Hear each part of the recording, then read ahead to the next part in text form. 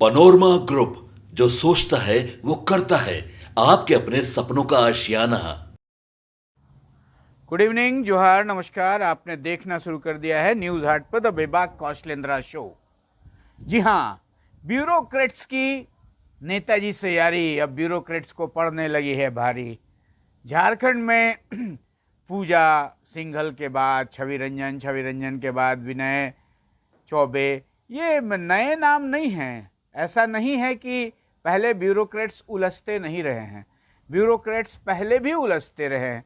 और ब्यूरोक्रेट्स का ये जो राजनीतिज्ञों के साथ संबंध थोड़ा जरूरत से ज़्यादा प्रगाढ़ हो जाता है ना, तो इसी तरह ब्यूरोक्रेट्स उलझते ही रहते हैं। अब होता क्या, देखिए, मानव मानव थोड़े से लालच में गड़बड़ हो जाता है। पूजा सिंघल कितने कम उम्र में आईएएस बनी थी, उनके माता पिता भी गर्व करते होंगे, अरे वाह, बिटिया रानी ने तो इतिहास बना डाला।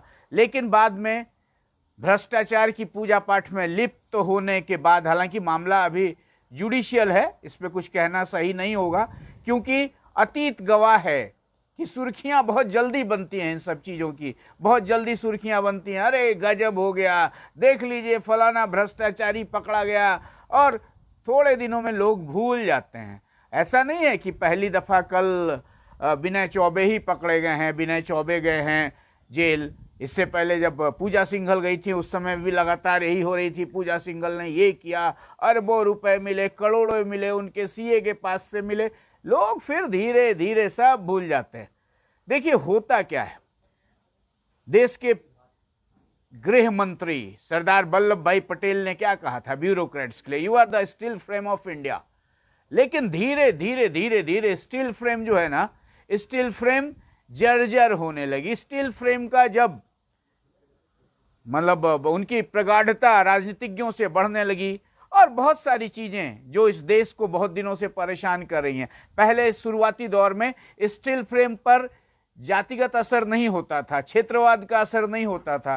पहले स्टील फ्रेम के लोग, मतलब यूनियन पब्लिक सर्विस कमीशन के लोग, ऐसे लोग होते थे जो पूरे देश में स्वीकार्य होते थे। लेकिन बाद में धीरे धीरे वही जाति पंथ प्रदेश वाला चक्कर हुआ, और फिर भ्रष्टाचार की शाखाएं इतनी बढ़ती गईं, और जो एक तालमेल बनने लगा ना, उस तालमेल ने पूरे सिस्टम को बिगाड़ दिया। तालमेल मतलब गलत काम करने के लिए तालमेल।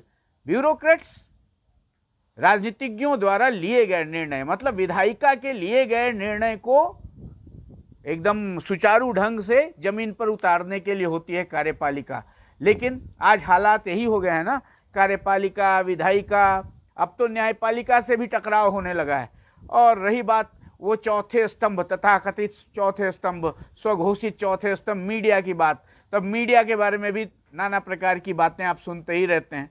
हाँ, गोदी मीडिया, फलाना मीडिया, अब बहुत सारी चीजें बदल गई हैं आधुनिकता के दौर में। लेकिन एक गौर करने वाली बात है, मुझे आज एक बात याद आ रही है कि होता इंसान ही है, और इंसान वो नेता हो या अभिनेता हो, अधिकारी हो, पत्रकार हो, अगर वो अपनी इच्छाओं को, कामनाओं को थोड़ा नियंत्रित करके रखे और अपने दायरे को ना लांघे, जो कहते हैं ना सीमोल्लंघन ना करे, तो ऐसी परिस्थितियां नहीं आती।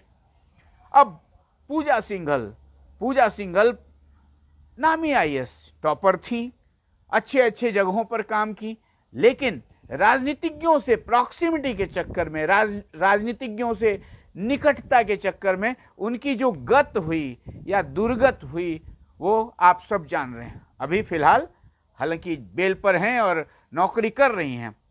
छवि रंजन, युवा आईएएस अधिकारी, अभी जेल में है। क्या परेशानियां झेल रहे हैं, और क्या झेल रहा होगा उनका परिवार।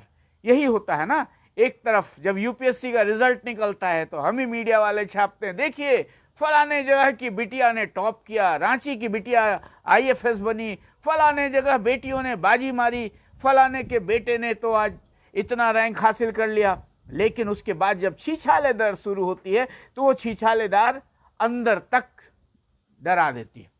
लेकिन इतिहास गवाह है कि इस तरह की परिस्थितियां उठती हैं, आती हैं, जाती हैं, लेकिन इसका मतलब ये नहीं है कि पूरा सिस्टम कोलैप्स हो गया। आप राजनीतिज्ञ को दोषी ठहरा देंगे या ब्यूरोक्रेट्स को दोषी ठहरा देंगे ऐसा नहीं हो सकता। कहीं ना कहीं देखिए, भ्रष्टाचार की बेलें जब बढ़ती है ना, तो कहते हैं ना कि पॉइजन स्पॉइल्स यू, तो पॉइजन, भ्रष्टाचार भी पॉइजन ही है। जरूरत से ज्यादा पैसे की चाहत में लोग गड़बड़ाते हैं। अब गड़बड़ाते हैं तो उसी में, अब देखिए ना, शराब चीज है खराब, सब जानते हैं, और उसी शराब के चक्कर में विनय चौबे अभी होटवार में, senior IAS officer, principal secretary. अब क्या झेल रहे होंगे उनके परिजन, ये विनय चौबे जानते हैं। क्या झेल रहे होंगे छवि रंजन के परिजन, पूजा सिंघल के परिवार ने क्या झेला, ये वो जानते होंगे। लेकिन नकारात्मक चीजों की जब सुर्खियां बनती हैं तो बदनामी ज्यादा पीछा करती है। इसलिए अब ब्यूरोक्रेसी को भी सोचना होगा कि फासला कितना होना चाहिए। और ये दर्द नया नहीं है, मैं आज आपको बताऊं, मैं व्यक्तिगत अनुभव बता रहा हूं। एक नामी ब्यूरोक्रेट जो झारखंड में दो दफा चीफ सेक्रेटरी के पोस्ट पर बैठे, 2 दफा चीफ सेक्रेटरी के पोस्ट पर बैठे नामी ब्यूरोक्रेट, वो एक जमाने में फरार चलते थे, भागे चलते थे। एक मारुति वैन हुआ करती थी, मारुति वैन में उनका टाइपराइटर होता था, टाइपराइटर होता था, गैस का सिलेंडर होता था, खाना होता था, और वो इधर उधर भागे चलते थे, फरारी में चलते थे। और उस फरारी के समय में वो मेरे साथ भी, मैं भी उस वक्त बैचलर हुआ करता था, मेरे साथ आकर रहते थे। और देर रात में 12 बजे 1 बजे रात में वो मुझे जगा कर कहते थे, बॉस थोड़ा माँ से मिलना है, माँ के पास जाना। मतलब मैं बोलते बोलते भावुक हो जा रहा हूं। वो सीनियर आईएएस ऑफिसर, माँ से मिलने की तड़प, लेकिन इतना बड़ा हाकिम होने के बावजूद छुप के रात में माँ से मिलने जाते थे। और जब अपने केस की पैरवी के लिए वकील साहब के यहां जाते थे तो वकील साहब दरवाजा नहीं खोलते थे। उस वक्त जो हालत होती है ना, जब कुर्सी से हटने के बाद जब आदमी विपत्ति में पड़ता है, तो जो हालत होती है, ये ब्यूरोक्रेट्स जो जूझते हैं इनसे, उनको अनुभव होता है। और ये कहानियां इसलिए सुना रहा हूं ना कि ब्यूरोक्रेसी ने जो अपना अपयश बढ़ाया है, मतलब अपना यश घटाया है, और जिस तरह से कॉम्प्रोमाइजिंग मोड में आ रहे हैं। पैसे की जरूरत सबको है, लेकिन माया की अतिशय छाया जो है ना, दिक्कत में डालती है, परेशानी सबको होती है। अब छिद्रान्वेषण होगा, लगातार आप देखेंगे विनय चौबे इतने नजदीक थे सीएम हेमंत सोरेन के साथ, बावजूद इसके एसीबी ने क्यों कर लिया गिरफ्तार, इसके पीछे राज है तो सरकार खुद बचना चाहती है, नाना प्रकार की टिप्पणियां होंगी। लेकिन लिख लीजिए, ये सारी बातें हफ्ता पखवाड़े में खत्म। झेलना सिर्फ और सिर्फ विनय चौबे को है, झेलना सिर्फ और सिर्फ छवि रंजन को है, झेलना पूजा सिंघल को, और भी बहुत सारे नाम है, ये ताजा नाम है इसलिए गिनवा रहा हूं।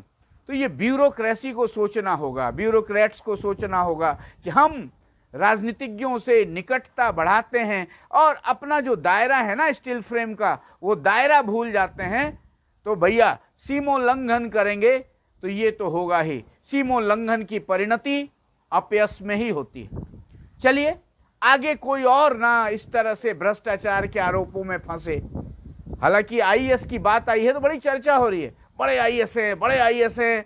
अब बहुत सारे लोग, कभी कोई दरोगा जी आपको दिख जाते हैं, कभी कोई सिपाही दिख जाता है, कभी कोई कर्मचारी दिख जाता है। ये हर जगह एक ही चिंता हो गई है, चिंता हो गई है धन की मीमांसा, धन की कामना, और अतिशय धन की कामना हमेशा परेशानी का सबब बनती है।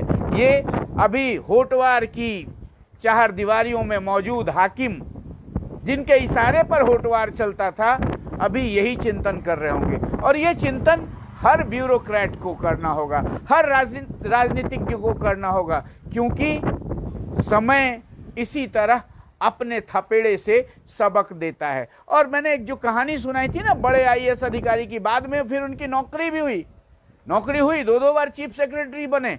लेकिन उस वक्त का जो दौर था, जो दर्द था, जो भागम भाग थी, वो भागम भाग मैंने देखी है। और होता क्या है, आज विनय चौबे अपयश के भागी बने हैं। अब अपयश के भागी बने हैं, रोज उनके बारे में लोग मसाले लगा लगा कर खबरें छापेंगे। अरे अब तरह तरह के फकरे पड़े जाएंगे, बहुत सट रहे थे सत्ता से।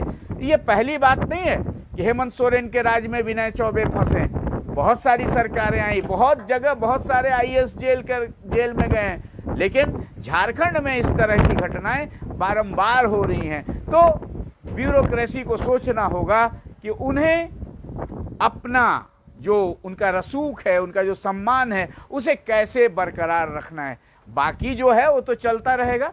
दुनिया है, दुनिया में यश अपयश हानि लाभ उठा पटक ये सब तो चलते रहता है। अब हो रहा था ना, जब हेमंत सोरेन के पीछे ईडी सीडी हो रहा था तो लोग कह रहे थे अब कहानी खत्म हो गई हेमंत सोरेन की, लेकिन अभी ठसक के साथ हेमंत सोरेन की सरकार चल रही है ना। घेरिए सरकार को, 56 विधायकों की सरकार है, सरकार अपने मिजाज से एक्शन भी ले रही है। अब इस एक्शन का रिएक्शन क्या होगा, जनता 5 साल बाद क्या तय करेगी, ये तो जनता जाने।